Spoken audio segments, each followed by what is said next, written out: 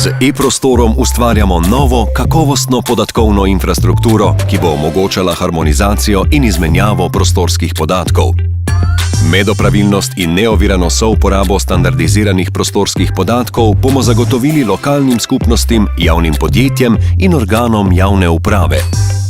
Enostavnejši dostop do ažurnih prostorskih podatkov bodo pridobili tudi prebivalci Republike Slovenije, reševalne službe, zavarovalnice, banke ter drugi subjekti zasebnega sektorja. Na voljo pa bodo tudi organom Evropske komisije in državam članicam Evropske skupnosti. Povezani v e-prostoru.